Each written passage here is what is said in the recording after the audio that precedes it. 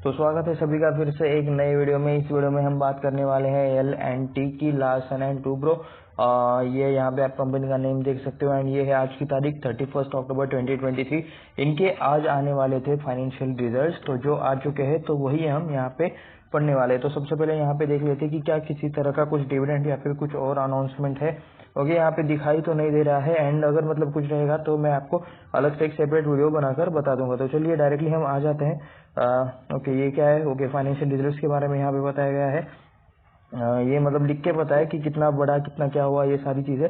तो हम मतलब रिजल्ट देखने ही वाले हैं, तो हम ये चीजें मतलब नहीं देखेंगे। Just wait. ओके, ये एनर्जी 1 एनर्जी 2 वैसे ही मतलब ये आप यहाँ पे सेगमेंट देख सकते हो। सबसे पहले स्टार्टिंग में ही इंफ्रास्ट्रक्चर प्रोजेक्ट से मतलब इन्हें कितना रेवेन्यू आता है, मतलब कहाँ कहाँ से कितना रेवेन्यू आता है, तो आप यहाँ पे देख सकते हो। ये इंफ्रास्ट्रक्चर प्रोजेक्ट से कितना रेवेन्यू आता है, एनर्जी प्रोजेक्ट से कितना रेवेन्यू आता है, हाईटेक मैन्युफैक्चरिंग से कितना रेवेन्यू आता है। ये सारे सेक्टर्स में ही ये कंपनी काम करती है। ये कंपनी बहुत ज्यादा सेक्टर्स में काम करती है, ठीक है, एंड हेवी काम रहते हैं। मतलब ये ऐसे ऐसे काम करती है जो और कोई काम नहीं कर सकता। सॉरी, बैकग्राउंड में जो नॉइस है उसके लिए। तो डेवलपमेंट प्रोजेक्ट है, उसके बाद फाइनेंशियल सर्विसेज के रिलेटेड कुछ काम है, आईटी एंड टेक्नोलॉजी सर्विसेज भी ये लोग प्रोवाइड करते हैं। तो Q2 के FY23 में यहाँ पे इतना इंफ्रास्ट्रक्चर प्रोजेक्ट से कितना आया है 25,058 एंड मैं एक बार ये नंबर्स किस में है ये एक बार देख लेता हूँ। ये नंबर्स है शायद करोड़ में। ओके जी हाँ, ये नंबर्स करोड़ में ही है। तो आप यहाँ पे देख सकते हो कि 25,058 करोड़ का इन्हें मतलब रेवेन्यू आया है इंफ्रास्ट्रक्चर प्रोजेक्ट से। तो ये यहाँ पे सेगमेंट्स है, एक्चुअल में ये सेगमेंट दिखा रहा था। बाकी आप इनके साथ कंपैरिजन कर सकते हो कि कौन से सेगमेंट से कितना रेवेन्यू आ रहा है एंड कब आ रहा है। तो उसके बाद ये कस्टमर रेवेन्यू, ये ऑर्डर इनफ्लो, ऐसा यहाँ पे आप देख सकते हो। यहाँ पे कस्टमर रेवेन्यू भी उसी टाइप में दिया गया है, एनर्जी प्रोजेक्ट, ठीक है। तो यहाँ पे हम नीचे आते हैं एंड ये है कंसोलिडेटेड डेटा नंबर से करोड़ में एंड हम यहाँ पे अभी पढ़ने जा रहे हैं L&T के रिजल्ट्स क्वार्टर के, सितंबर क्वार्टर के, ठीक है। तो टोटल इनकम आप यहाँ पे देख सकते हो 52,157 करोड़ में ये नंबर्स है एंड इससे पहले ये कितने थे? जून के क्वार्टर में ये थे 49,027 करोड़ एंड इससे पहले लास्ट ईयर के सितंबर में थे ये 43,501 करोड़। तो 43,000 का 52,000 हुआ है, तो यहाँ पे आपको ग्रोथ देखने को मिल रही है एंड 49,000 का 52,000 हुआ है, तो यहाँ पे दोनों साइड पे आपको ग्रोथ देखने को मिल रही है, ठीक है। यानी कि इनकम में दोनों साइड के दोनों कंपैरिजन में आपको अच्छी खासी ग्रोथ देखने को मिल रही है। उसके बाद 52,000 में से यहाँ पे 47,000 हम करेंगे माइनस, जो कि एक्सपेंस है, तो बचता है हमारे पास ऑपरेटिंग प्रॉफिट, जो इस सितंबर क्वार्टर का है 4,991 करोड़ एंड यही ऑपरेटिंग प्रॉफिट लास्ट के जून क्वार्टर में था 4,332 करोड़ का एंड इससे पहले के सितंबर क्वार्टर में था ये 3,936 करोड़ का। तो यहाँ पे कांस्टेंट कंटिन्यूअस ग्रोथ आप यहाँ पे देख सकते हो। ईयरली कंपेयर करोगे तब भी आपको ग्रोथ ही देखने को मिलेगी एंड क्वार्टरली कंपेयर करोगे तब भी आपको अच्छी खासी यहाँ पे ग्रोथ देखने को मिल रही है।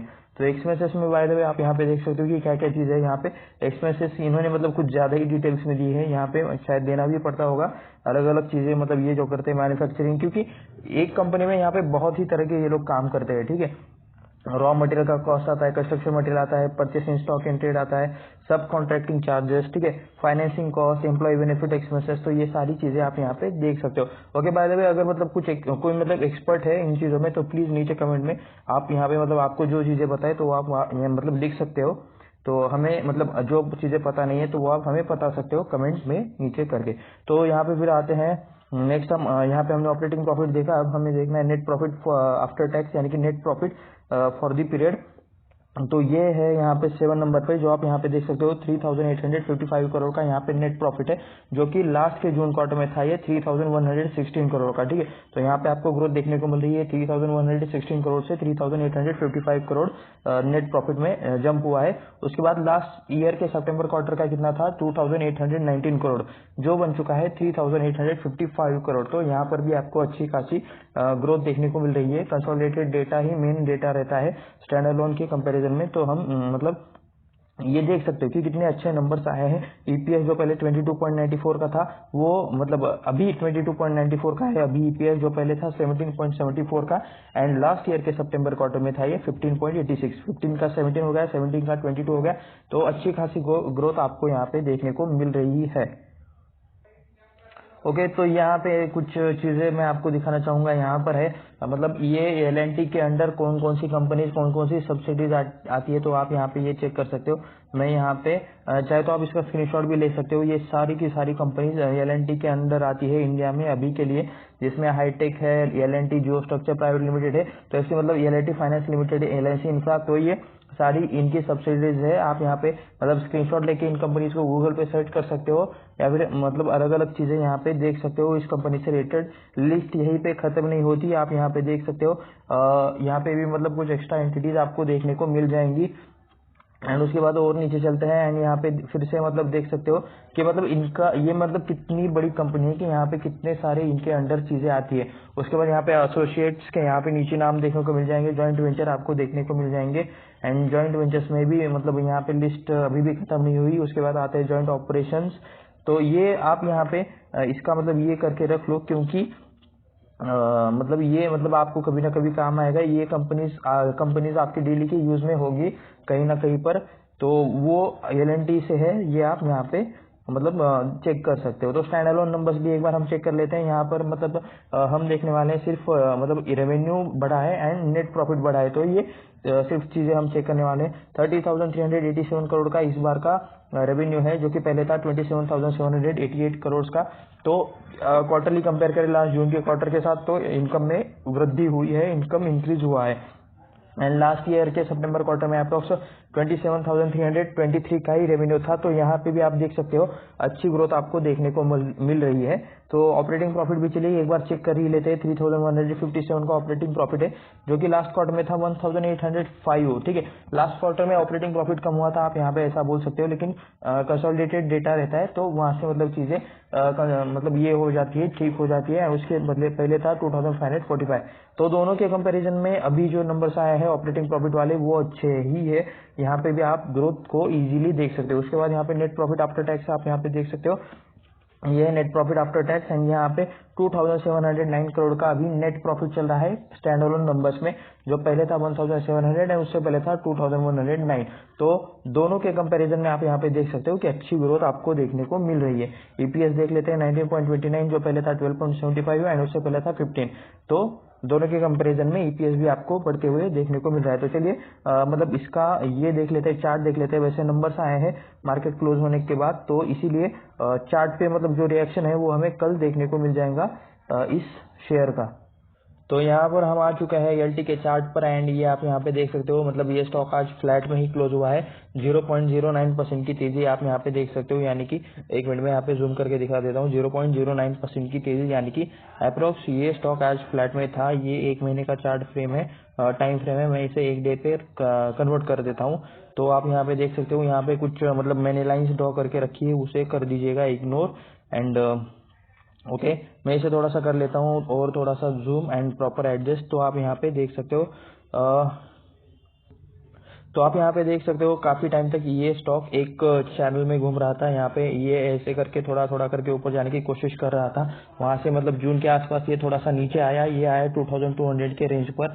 एंड अभी मतलब लास्ट दिन कुछ दिन पहले मतलब इसमें कुछ स्टॉक में एक्शन भी हुआ था, शायद बायबैक से रिलेटेड कुछ चीजें होंगी, ऐसा मुझे लगता है। अगर आपको पता है तो नीचे कमेंट करके जरूर लिख दीजिएगा। एंड यहाँ से मतलब कंटिन्यूसली ये स्टॉक ऊपर बढ़ते हुए आपको देखने को मिला है। यहाँ पे वैसे मतलब जो इंक्रीज हुआ है स्टॉक में इंक्रीज आया है, तो इसके पीछे एक और रीजन भी है कि मतलब इनकी ऑर्डर बुक कंटिन्यूसली स्ट्रांग होती जा रही है। डेली मतलब कुछ ना कुछ न्यूज आता था कि इस कंपनी को ये ऑर्डर मिला है, इस प्रोजेक्ट का ऑर्डर मिला है, उस प्रोजेक्ट का ऑर्डर मिला है। तो इस वजह से मतलब स्टॉक कंटिन्यूसली मतलब ऊपर भाग रहा था लास्ट के कुछ महीने से, आप यहाँ पे ऐसा कह सकते हो। यहाँ पे कांस्टेंट एक चैनल बनाकर ये अभी ऊपर भाग रहा था, एंड यहाँ पे थोड़ा सा ऊपर जाकर अभी कंसोलिडेट कर रहा है ऊपर से। यहाँ पे आप देख सकते हो कि 3000 के आसपास का, 3100 के आसपास का इसका हाई हो सकता है लेटेस्ट वाला। तो यहाँ पे हम इसे कन्वर्ट कर लेते हैं एक महीने के टाइम फ्रेम पर, ताकि हम इसका लॉन्ग टर्म वाला डेटा देख पाए, जो चार्ट हमें सबसे पहले दिखा था यहाँ पे आती ही। तो यहाँ पे 2005 से डेटा हमें देखने को मिल रहा है। यहाँ पे मतलब गजब के वॉल्यूम्स आप यहाँ पे देख सकते हो स्टॉक में, मतलब अच्छे वॉल्यूम्स आते हैं। तो स्टॉक मतलब जहाँ लिस्टिंग से आप यहाँ पे देख सकते हो उसने मतलब अच्छी ग्रोथ दिखाई थी 2007 तक। उसके बाद 2008 से लेके मतलब 3-4 सालों तक ये उसी रेंज में थोड़ा बहुत घूम रहा था। एंड उसके बाद थोड़ा सा उसने हाई को ब्रेक करने की कोशिश की 2018-19 में। ये शायद कोविड वाला डिप रहेगा। एंड उसके बाद मतलब जो बुल रन आया उसमें मतलब स्टॉक ऐसे कॉन्स्टेंटली भाग रहा है। तो ये चीज आप यहाँ पे देख सकते हो। कभी कभी मार्केट 3-4 सालों के लिए कंसोलिडेट करता है, तब ऐसी कंडीशन आती है, ठीक है, जब मतलब कंसोलिडेशन वाला फेज आता है। तो आप यहाँ पे देख सकते हो 2008 के बबल के बाद की ये कंडीशन होगी।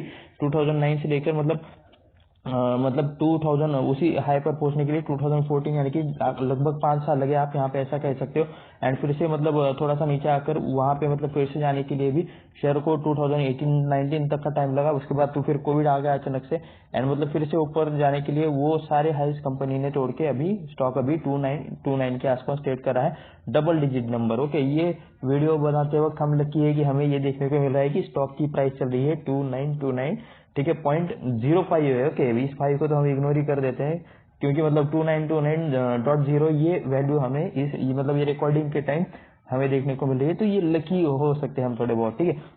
बाय द वे, किसी भी तरह का रिकमेंडेशन नहीं है कि बाय करो सेल करो, कुछ भी मत करो। अपने खुद से रिसर्च करो, खुद से स्टडी करो, खुद के फाइनेंशियल एडवाइजर से बात करो। मैं बोल रहा हूँ इसलिए लेने की कोई जरूरत नहीं है। ये वीडियो सिर्फ रिसर्च एंड एजुकेशनल पर्पज के लिए है। इसमें हम देखने वाले हैं ढेर सारा कंपनी रिलेटेड डेटा। तो चलिए चलते हैं। एंड अब हम देखने वाले हैं थोड़ा सा डेटा। तो यहाँ पे मैं आ चुका हूँ L&T के मतलब स्क्रीनर पर। यहाँ पे मैंने L&T सर्च कर लिया है।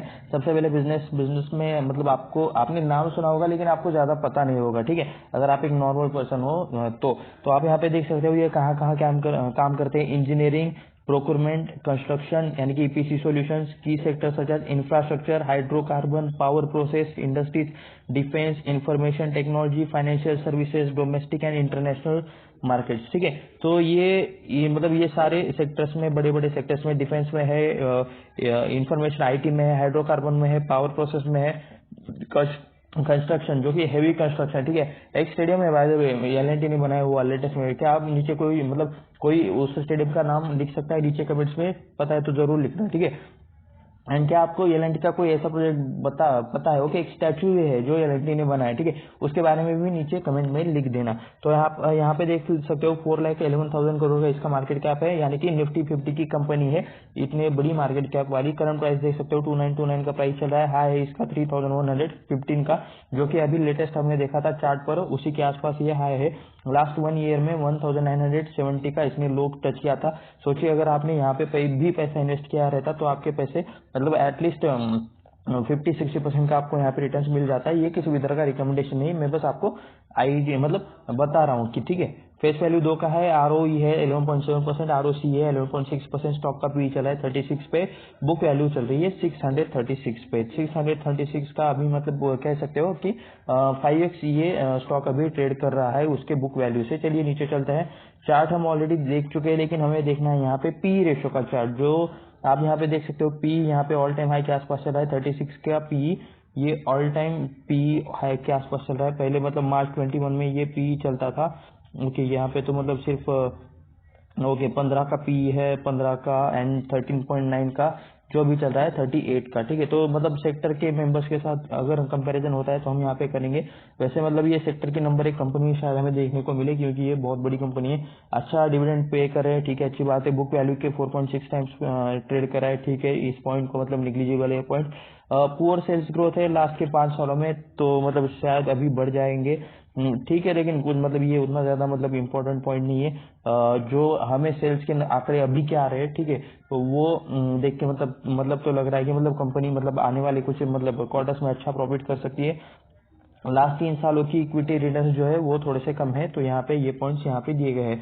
तो जैसे कि मैं कह रहा था कि मतलब ये लार्ज मतलब इंफ्रास्ट्रक्चर एंड डेवलपमेंट वाली कंपनीज में टॉप की कंपनीज है मार्केट कैप के हिसाब से। इसका मार्केट कैप देखकर ही आप बता सकते हो कि मतलब इससे बड़ी मतलब कुछ कंपनीज, बहुत ही कम कंपनीज है हमारे इंडिया में। तो क्या आपको पता है कि मतलब 4,11,000 से मतलब 4,11,000 करोड़ के मार्केट कैप से बड़ी कितनी कंपनीज है इंडिया में? तो आप अगर मतलब बता सकते हो तो आप नीचे कमेंट करके जरूर बताना।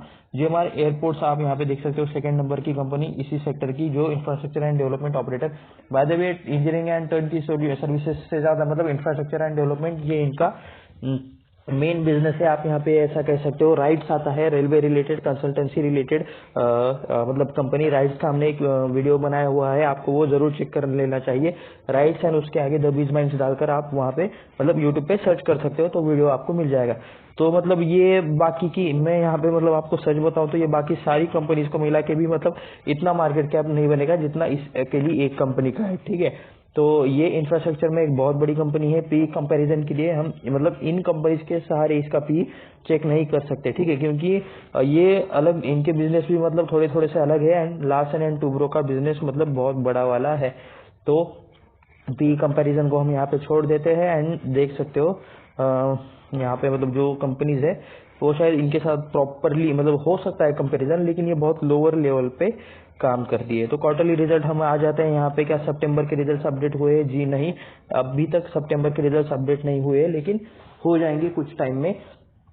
तो सेल्स है जून 2020 का 21,260 करोड़ का, मैं यहाँ पे मार्कर ऑन कर लेता हूँ, जो हो गया 31,000, उसके बाद 35,000, 48,000, फिर से 34,000, फिर से 52,000, 42,000, 46,000 एंड अभी ये चल रहा है 47,882 करोड़ का। ओके, ये इतने सेल्स एक क्वार्टर के हैं, हर बार के एक एक क्वार्टर के।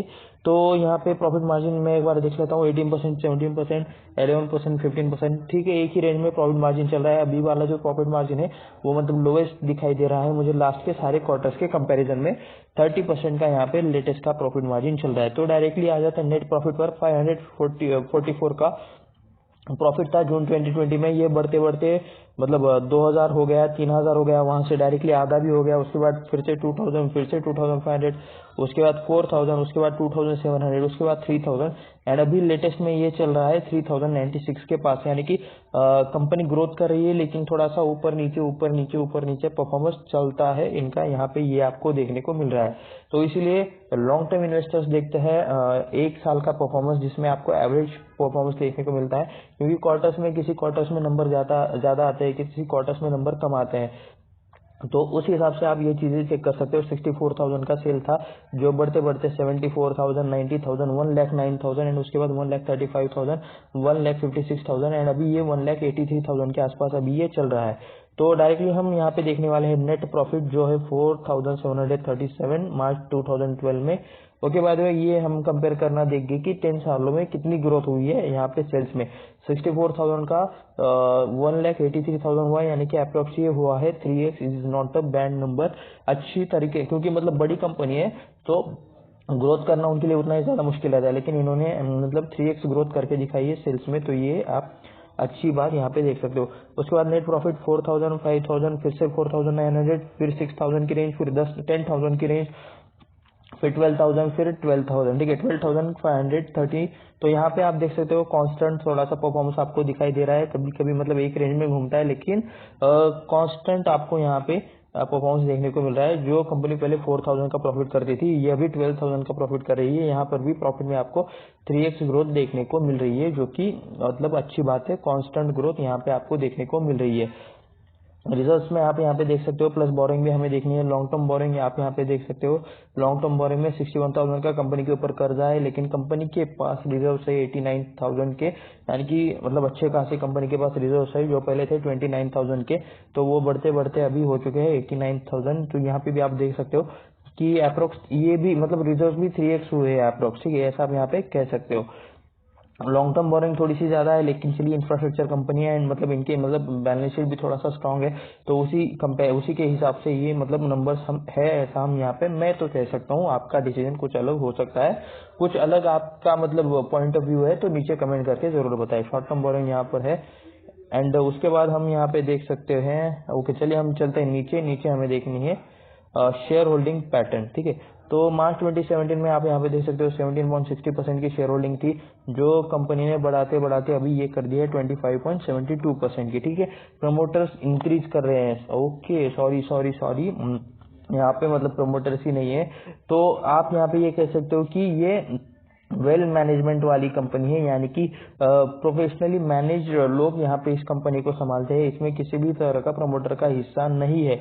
यानी कि मतलब जो यहाँ पे कोई भी फैमिली या फिर कोई भी मतलब आपको कुछ इंस्टीट्यूशन दिखाई नहीं देगा। जो पर्सन मतलब उस पोस्ट के लिए योग्य होगा उसे ही लिया जाता है ऐसे कंपनीज में।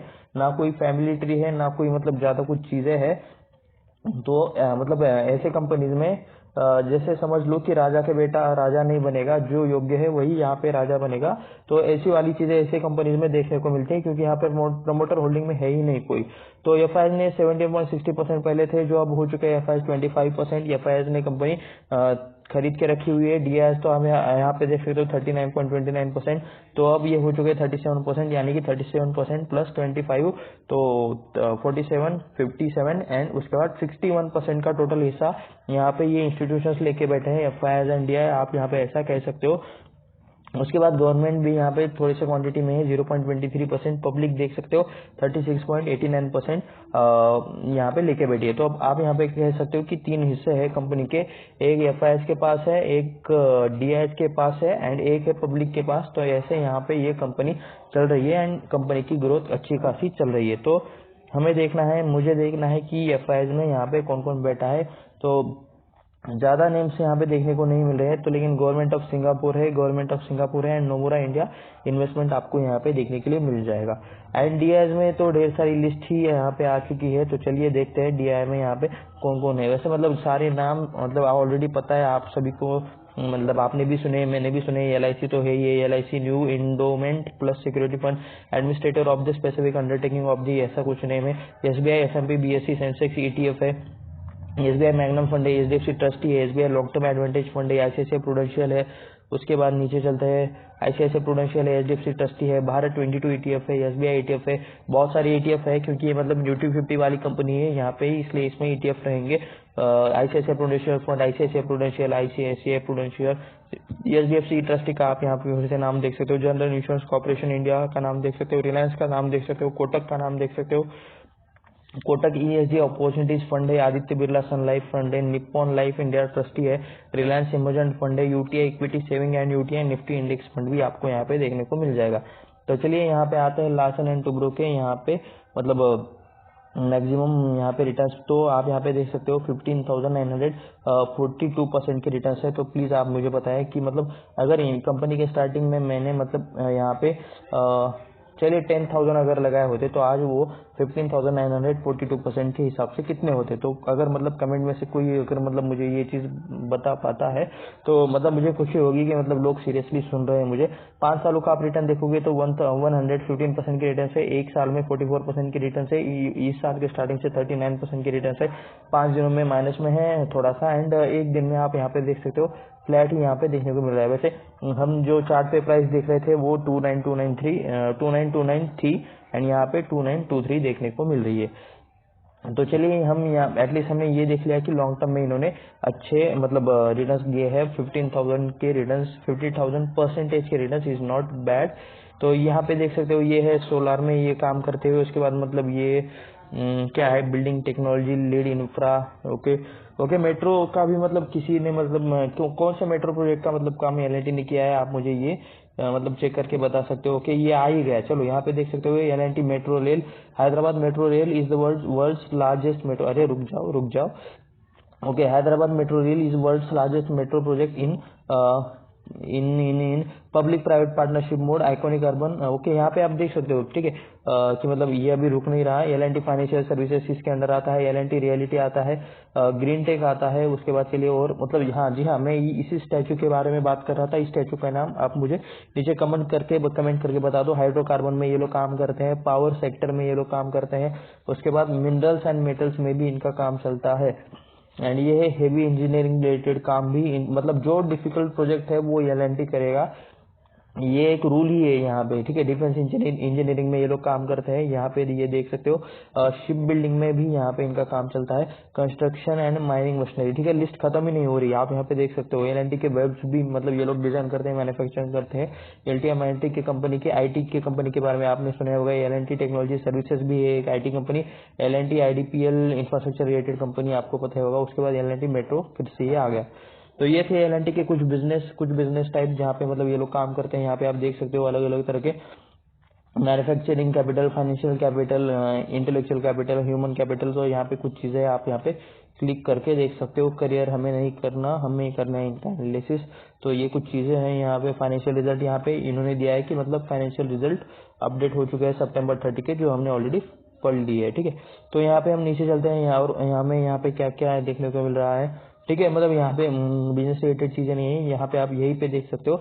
एंड और ज्यादा डिटेल्स देखने हैं तो आप यहाँ पे मतलब इनके प्रोडक्ट एंड सर्विस पे हम लोग क्लिक कर देते हैं, तो यहाँ पे देख सकते हैं। जी हाँ, ये है मेन चीज। यहाँ पे कंस्ट्रक्शन में क्या क्या करते हैं, हेवी इंजीनियरिंग में क्या क्या करते हैं, तो आप यहाँ पे ये सारी चीजें पढ़ सकते हो। इस पर क्लिक करके इन्होंने कौन से प्रोजेक्ट किए हैं ये भी आप यहाँ पे चेक कर सकते हो। Construction and mining machinery, construction में ये लोग क्या क्या करते हैं। हाइड्रोलिक्स में भी मतलब इनका अलग अलग है। हाइड्रोकार्बन में भी मतलब इन सारे सेक्टर्स में ये लोग काम करते हैं। मिनरल्स एंड मेटल्स में भी ये चीज है। उसके बाद पावर में, rubber processing machinery, ship building में भी ये काम करते हैं। Ship repair, refits and mid life upgrade. तो आप यहाँ पे देख सकते हो, वेल्स में भी ये लोग काम करते हैं। तो ये है इनके कुछ बिजनेसेस। चाहे तो आप इसका स्क्रीनशॉट ले लो। मैं एक सेकंड के लिए इसे मतलब क्या मैं जूम आउट कर सकता हूँ? जी नहीं। तो ये मतलब एक थोड़ा सा ओके। तो ये एक प्रॉपर एक स्क्रीनशॉट ले लो। इसमें से सिर्फ एक सेक्टर नहीं आता है। स्क्रीनशॉट अगर हो गया होगा, इसे मैं थोड़ा सा नीचे ले लेता हूँ, मतलब स्क्रीनशॉट हो गया होगा तो यहाँ पे देख सकते हो ये वेल्स का है। आप यहाँ पे एक्स्ट्रा स्क्रीनशॉट ले सकते हो। तो इतनी बड़ी कंपनी है कि मतलब ये इन सारे सेक्टर्स में काम करती है। तो ये था एलेंटिक से रिलेटेड एक छोटा सा मतलब एनालिसिस वाला वीडियो। ऐसे और वीडियोस देखने के लिए हमारे चैनल को सब्सक्राइब करें, वीडियो को लाइक करें, अपने दोस्तों के साथ शेयर भी करें। मैं मिलता हूँ आपसे अगले वीडियो में। उससे पहले डिस्क्रिप्शन में एक लिंक है जहाँ पे एक डीमैट अकाउंट का लिंक है। अगर आपको या फिर आपको फैमिली में से किसी को डीमैट अकाउंट निकालना है तो वहाँ पे मिनिमम ब्रोकरेज अमाउंट लगेगा इन्वेस्टमेंट एंड ट्रेडिंग पर। तो वहाँ पे आप मतलब डीमैट अकाउंट वहाँ से निकालोगे तो मुझे थोड़ा सा लिटिल बिट कमीशन मिलेगा, जिससे मुझे थोड़ा सपोर्ट मिलेगा। तो चाहे तो वह वहाँ से डीमैट अकाउंट निकाल सकते हो। तो इस वीडियो में बस इतना ही। मिलते हैं नेक्स्ट वीडियो में।